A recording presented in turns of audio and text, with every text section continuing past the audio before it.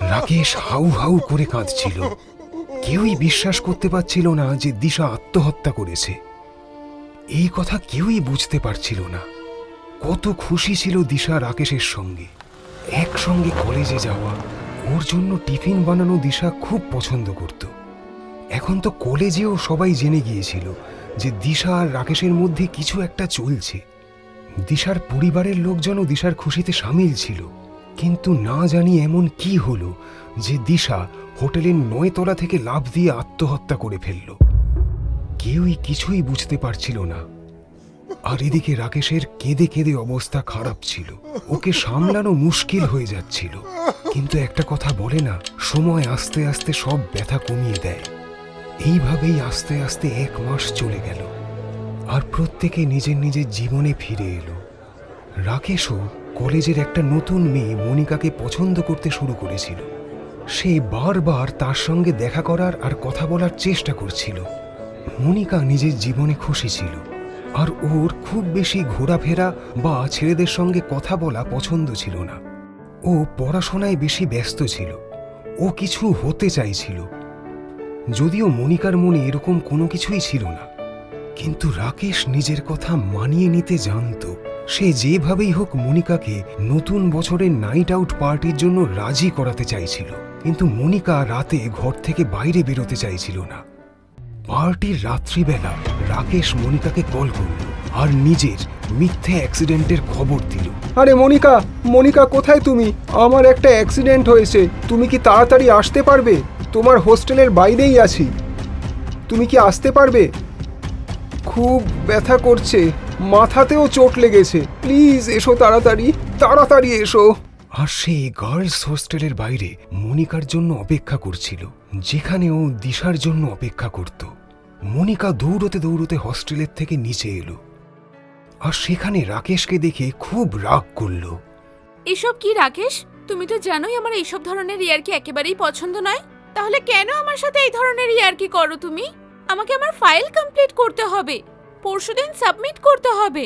সে কোনোভাবেই পার্টির জন্য বাইরে বেরোতে চাইছিল না। আরে ডার্লিং, কালকে তো ছুটি, তাই না?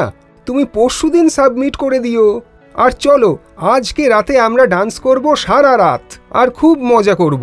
চলো না প্লিজ, একবার আমার কথা শুনে নাও। এরপরে আমি আর কখনো এরকম বলবো না, প্লিজ মনিকা। আচ্ছা, আমার বার্থডে গিফট মনে করেই তুমি রাজি হয়ে যাও। দেখো, তুমি আমার বার্থডেতে তো কিছু একটা দিতে, তাই না?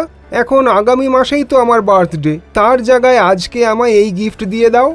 আর এইভাবে রাকেশ মনিকাকে মানিয়ে নিল। আর সেই রাতে তারা হোটেলে পৌঁছে গেল। প্রত্যেকেই গানের তালে তালে নেচে যাচ্ছিল। ধোঁয়া আর মদের গন্ধে মনিকার দম বন্ধ হয়ে আসছিল। আর সেই জন্য রাকেশ তাকে হোটেলের ঘরে আরাম করতে বলল। আচ্ছা, কোনো ব্যাপার নয় মনিকা, তুমি রুম নাম্বার 902-তে চলে যাও। সেই রুম আমি বুক করে রেখেছি। সেখানে কিছুক্ষণ রেস্ট করলে, ফ্রেশ হয়ে গেলে তোমারই ভালো লাগবে। যদি তুমি চাও তো আমিও যাচ্ছি। মনিকা রেস্ট করার জন্য রুম নাম্বার 902-তে চলে গেল। ওখানে সে শুয়েই ছিল। এমন সময় রাকেশ ঘরে পৌঁছল। মনিকা রাকেশের দিকে পিছন ফিরে শুয়েছিল। মনিকার কাছে এসে রাকেশ বলল, আমার মনে হয় আমাদের দুজনের বিয়ে করে নেওয়া উচিত। আমি তোমার থেকে দূরে থাকতে পারবো না। এটা বলে রাকেশ মনিকাকে ছুঁতে চাইছিল। আর ঠিক সেই সময় মনিকা পেছন না ফিরে বলল, তুমি তো এইভাবেই বিপাশাকেও বিয়ের প্রস্তাব দিয়েছিলে, তাই না? ওর থেকেও তো দূরে থাকতে পারছিলে না। এটা শুনেই রাকেশ চমকে গেল। ঘরের লাইট বন্ধ হয়ে গেল। ফ্যান জোরে জোরে আওয়াজ করতে লাগলো। ফ্যানের থেকে একটা লাশ ঝুলছিল, যেই লাশটা জোরে জোরে ঘুরছিল। লাশের চেহারা দেখা যাচ্ছিল না, শুধু এটুকু বোঝা যাচ্ছিল তার মাথায় খুব জোরে আঘাত লেগেছে। লাশের চেহারা চুল দিয়ে ঢাকা ছিল। ভয়ে পেয়ে রাকেশ চিৎকার করল আর দৌড়ে ঘরের থেকে বাইরে বেরিয়ে গেল। বাইরে ওর বন্ধুর সঙ্গে দেখা হলো। সে বলল ঘরে লাশ ঝুলছে। সবাই এসে ঘরের ভেতর দেখল ঘরের মধ্যে কিচ্ছু নেই। এটা দেখে বন্ধুরা বলল, হ্যাঁ, মনে হচ্ছে তুই একটু বেশি খেয়ে নিয়েছিস, নেশা হয়ে গেছে তোর। যা, এবার তুই তোর নিজের রুমে যা, গিয়ে মুখ হাত ধুয়ে শুয়ে পড়। রাকেশ আবার সেই ঘরে ফেরত চলে এলো। এই সব ঘটনায় সে মনিকাকে ভুলেই গিয়েছিল, আর মনিকাও সেখানে কোথাও ছিল না। রাকেশ মনিকাকে খুঁজতে যেই বাথরুমে গেল, সে বাথটবে সেই লাশটাকেই দেখল, যা কিছুক্ষণ আগেই ফ্যানের সঙ্গে ঝুলছিল। লাশের মুখ পুরো চুল দিয়ে ঢাকা ছিল, লাশ জলে ডুবেছিল, আর তার চুলগুলো জলে ভেসেছিল। রাকেশ আবার দৌড়ে বাইরে চলে এলো। এবার ওর বন্ধুরা ওকে নিয়ে মজা করছিল। কি রে ভাই তুই রাকেশ, তুই এত বোকা কেন? একটা মেয়েকে তুই সামলাতে পারছিস না? নাকি ওই মেয়েটা তোকে কোনো ঝাড়ফুঁক করে দিয়েছে যে তুই সব জায়গায় মেয়েই দেখতে পাচ্ছিস? সে সাহস জুগিয়ে আবার তার ঘরে চলে এলো, তো বাথরুমে কিছুই ছিল না। এবার সে ভাবল যে মনিকা কোথায় গেল। সে মনিকাকে খুঁজতে লাগলো। ঘরের লাইট বারবার জ্বলছিল আর নিভছিল। ঠিক তখনই সে ঘরের জানলা দিয়ে বাইরে তাকালো।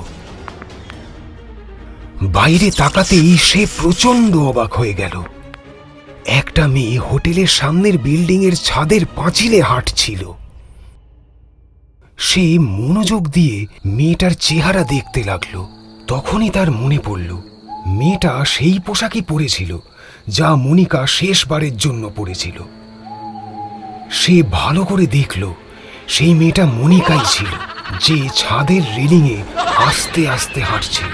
11 তলার উঁচু বিল্ডিং, যদি একটুও পা ফসকে যায় তাহলে সে নিচে পড়ে যাবে। এটা দেখে রাকেশ জোরে চিৎকার করলো। ওর সব বন্ধুরা ঘরের মধ্যে চলে এলো। ঘরের আলো জ্বলেছিল। সে এই কথাটা তার বন্ধুদের বলল। বন্ধুরা জানলা দিয়ে তাকালো।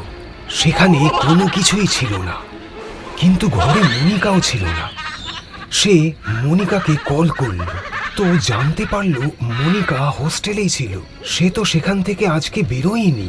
সে প্রচন্ড অবাক হলো। সে কি করবে বুঝতে না পেরে রাতেই বাড়ির দিকে রওনা হলো। মাঝ রাস্তায় হঠাৎ করেই তার বাইক খারাপ হয়ে গেল। ও খুব বিরক্ত আর চিন্তিত ছিল। আর তখনই সে একটা আন্ডার কনস্ট্রাকশন বিল্ডিং দেখতে পেল। আর সে সোজা সেই বিল্ডিং এর ছাদে উঠে গেল আর শুয়ে শুয়ে আকাশের তারা দেখতে শুরু করলো। আর তখনই সে অনুভব করলো তার পাশে কে যেন শুয়েছিল। আর তখন সে দেখতে পেল হাওয়ায় দিশার লাশ ভাসছিল। ওর লম্বা চুল হাওয়ায় উড়ছিল। সাদা রঙের লম্বা গাউন পরা দিশা হঠাৎ বলল, রাকেশ, তুমি তো আমার সাথেই থাকতে চেয়েছিলে, তাই না? আমাকে বিয়েও করতে চেয়েছিলে।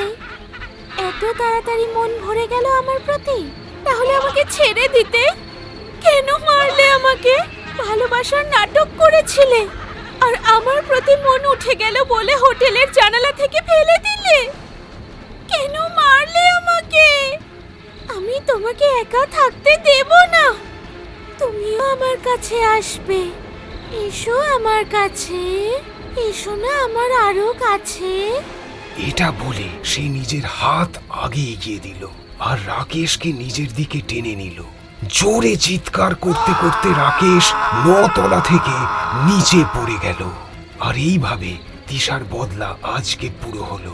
আর সে মনিকাকে রাকেশের শিকার হওয়া থেকে বাঁচিয়ে নিল।